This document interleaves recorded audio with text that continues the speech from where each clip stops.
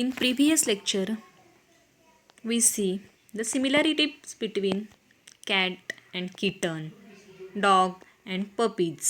आता तुम्हाला एका क्वेश्चनचा आन्सर द्यायचं आहे. What are the similarities between the hen and her chicks. सगळ्यांनी ह्या क्वेश्चनचे आन्सर राईट करायचं आहे. Our next topic is metamorphosis. Metamorphosis means निसर्गाने घडवलेला. जे निसर्गाने घडवलेला आहे, ज्याच्यामध्ये आपोआप रूपबदल होत असतात, त्या टर्मला काय म्हणतात? मेटामॉर्फोसिस.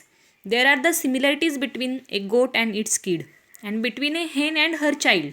बघा, लास्ट लेक्चरला तुम्हाला सांगितलं का similarities between goat and its kids. बकरी आणि बकरीचे पिल्लू एकदम सिमिलर दिसायला असतात. त्याचप्रमाणे हेन अँड हर चाइल्ड, हेन कोंबडी आणि कोंबडीचं पिल्लूसुद्धा एकदम सेम दिसायला असतात. But caterpillar and a butterfly are very different. पण कॅटरपिलर म्हणजे अळई आणि बटरफ्लाय, कॅटरपिलरपासूनच काय तयार होत असतं? Butterfly. Are very different. Caterpillar and butterfly are very different. Thus, in some animals, the young one grows into adult animal that looks very different from the young one. This change of form is called metamorphosis. बघा, metamorphosis means in some animals, काही ॲनिमल्समध्ये काय होत असतं? The young one grows into adult animal that looks very different from the young one. बघा, butterfly and कॅटरपिलरचंच example आहे. Caterpillar याच्यापासूनच butterfly तयार होतं. पण कॅटरपिलर आणि बटरफ्लाय हे सिमिलर असतात का दिसायला? No.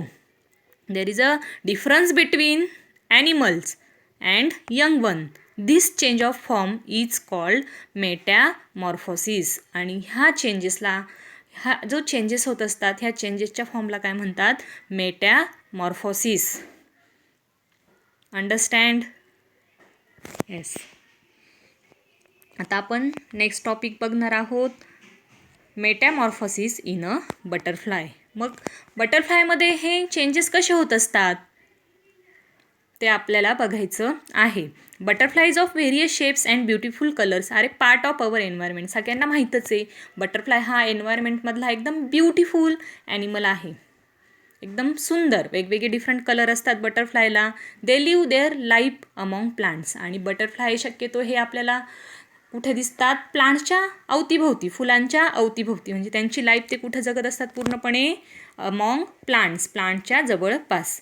As butterfly grow they pass through 4 stages. बघा, जसं बटरफ्लाय ग्रो होत असतं, जसं बटरफ्लाय मोठं होत असतं, त्यानुसार त्याच्या 4 स्टेजेस असतात. फर्स्ट स्टेज कुठली आहे? एग.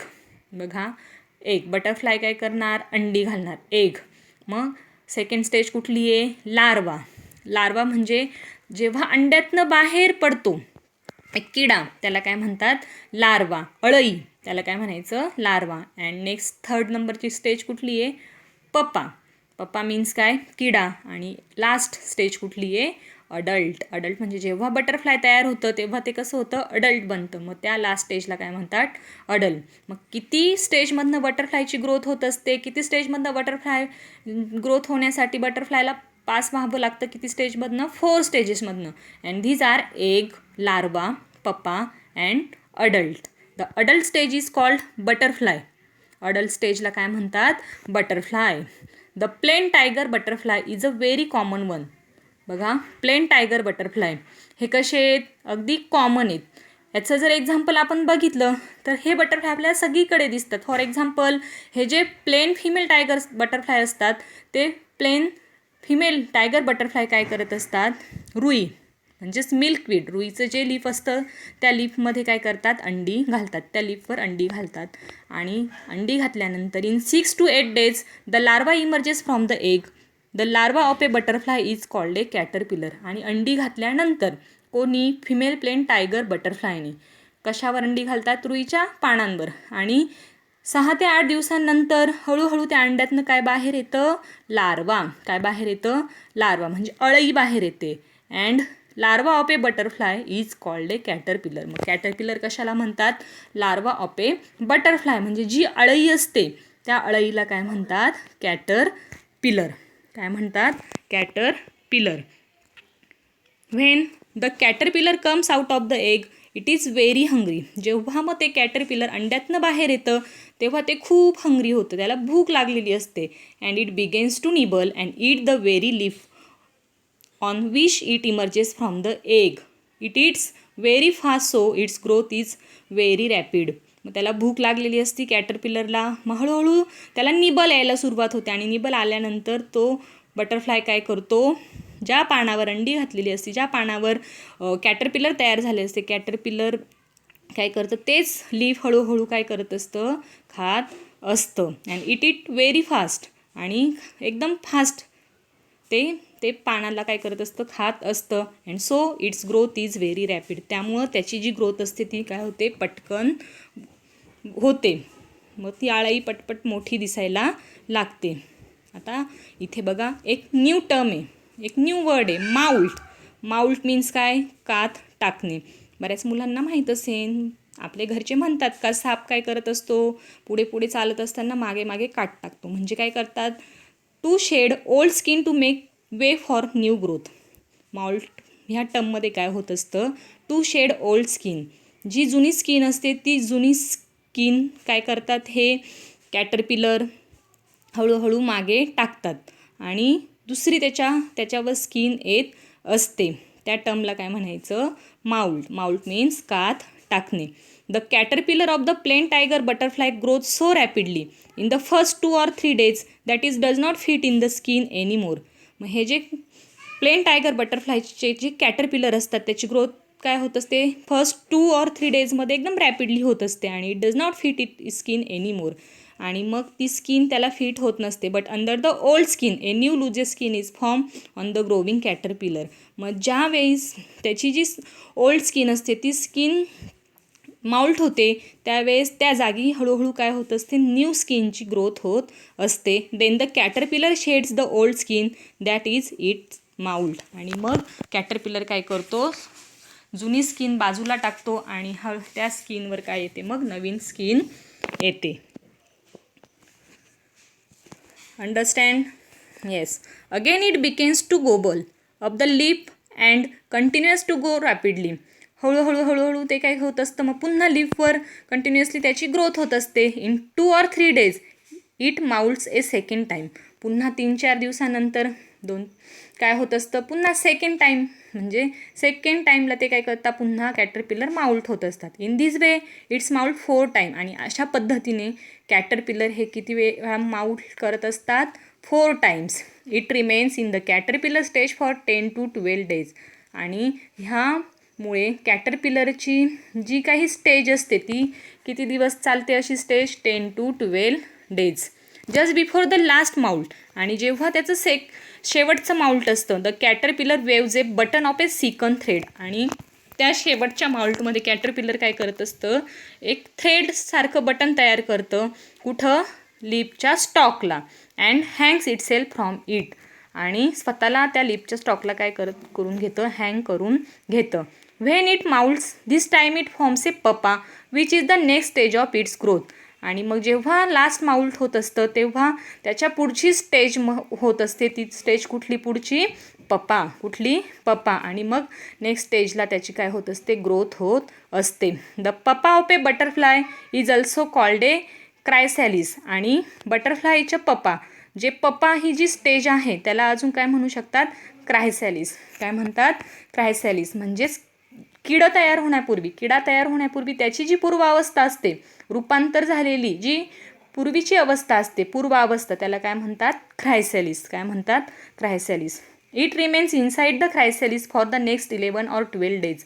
आणि त्या क्रायसॅलिसमध्ये किडा तयार होण्याच्या पूर्वी ते किती दिवस राहतात, 11 to 12 days. It does not eat anything during this stage.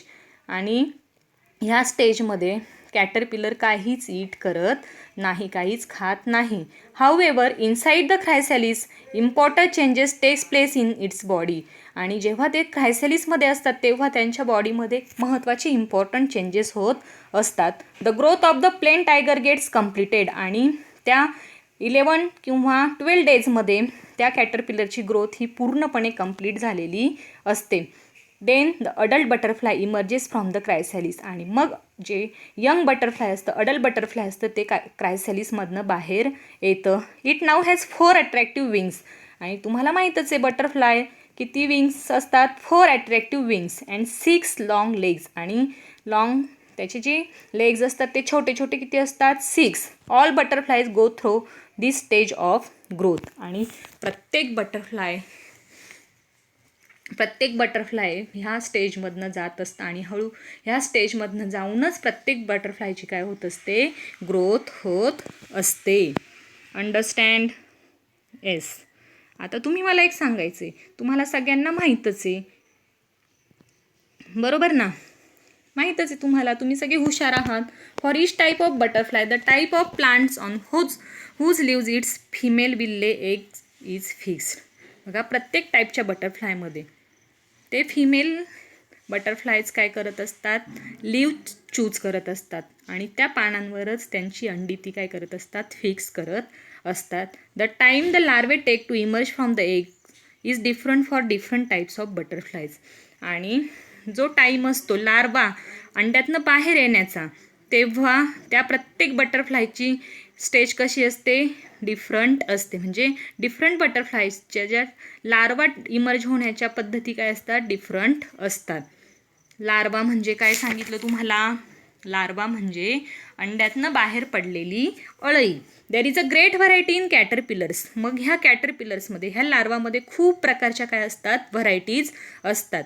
Different types of caterpillars are of different colours. आणि वेगवेगळे जे कॅटरपिलर्स असतात डिफरंट टाईपचे, प्रत्येक टाईप कॅटरपिलरचे कलरसुद्धा कसे असतात, डिफरंट असतात. Their body is long. आणि बॉडी कशी असते कॅटरपिलरची, long. Many types of caterpillars are hairy. आणि बरेच कॅटरपिलर्स हे कसे असतात, हेअरी. त्याच्या अंगावर हेअर लाईक स्ट्रक्चर असतं. प्रत्येकाला माहीतच आहे का बटरफ्लायचे कलर कसे असतात, वेगवेगळे असतात, अट्रॅक्टिव्ह कलर असतात. All of you understand? Yes. बघा, अजून एक महत्त्वाचं आहे तुमच्यासाठी. After we have clean the grain we store in a box. बघा, वेगवेगळ्या प्रकारचे ग्रेन्स असतात, धान्य जे असतात ते क्लीन करण्याच्या आधी आपण काय करून ठेवतो, एका बॉक्समध्ये स्टोअर करून ठेवतो. किंवा क्लीन करून झाल्यानंतर सुद्धा आपण एका डब्यात बॉक्समध्ये भरून ठेवतो. Even then when we open the box after some days. आणि नंतर तो डब्बा किंवा तो बॉक्स खूप दिवसानंतर ओपन केला, we may see some insects in it. आणि त्या बॉक्समध्ये, त्या डब्यामध्ये काय दिसतं, काहीतरी छोटे छोटे इन्सेक्ट्स दिसतात ना सगळ्यांना. धान्याला बघा, आपण म्हणतो कीड लागली, अळई लागली म्हणतो की नाही, मग त्यालाच काय म्हणतात, insect. There can be insect in the grain store in a place like warehouses, grocer shops or even in our homes. Grocer shop असतील, धान्याच्या कोठड्या असतील मोठ्या मोठ्या, किंवा आपले घरं असतील, प्रत्येक ठिकाणी काय होत असतं, त्या धान्यांना कीड लागत असते. If A female insects lake in this grain. मग कशा पद्धतीने हे अळई वगैरे त्याच्यामध्ये तयार होते, एखादी फिमेल इन्सेक्ट असतील ते त्या ग्रेनमध्ये काय करतात, अंडी घालतात. We cannot seen them because of their tiny size. आणि त्याची साईज इतकी स्मॉल असते ते आपण बघू शकत नाही. The warmth and air they get in the box in which the grain is store enough for them to grow. आणि त्या धान्य पॅक बंद असल्यामुळे त्याच्यामधला जो गरमपणा असतो, उबदारपणा असतो, त्याच्यामध्ये असणारी जी हवा असते बॉक्समधली, the grain is store is enough for them to grow. आणि मग त्या ग्रेनमध्ये काय होत असते, त्या इन्सेक्टची ग्रोथ होत असते. So their growth continuous inside the box. म्हणजेच त्या इन्सेक्टची त्या बॉक्समध्ये ग्रोथ कंटिन्युअसली होत असते. They also have the same stage of growth. मग ह्याचीसुद्धा ग्रोथ होण्याचे स्टेजेस कसे असतात, सेम असतात. अशा बटरफ्लायच्या आहेत कुठल्या 4 स्टेजेस आहेत, egg, larva, pupa and adult. हे लक्षात ठेवायचं. बटरफ्लायची जेव्हा ग्रोथ होते तेव्हा बटरफ्लायला किती स्टेजमधनं पास पाहावं लागतं, 4 स्टेजमधनं. कुठल्या 4 stages, egg, larva, pupa and adult. When we open the box we see the insects in the grain at different stages of growth in which they are. आणि जेव्हा आपण बॉक्स ओपन करतो तेव्हा we see the insect in the grain. त्या ग्रेनमध्ये insect दिसतात at the different stages of growth in which they are. आणि काही अळई मोठी असते, काही इन्सेक्ट छोटे असतात. म्हणजे त्याच्या स्टेजेस कशा असतात, डिफरंट असतात. बरोबर.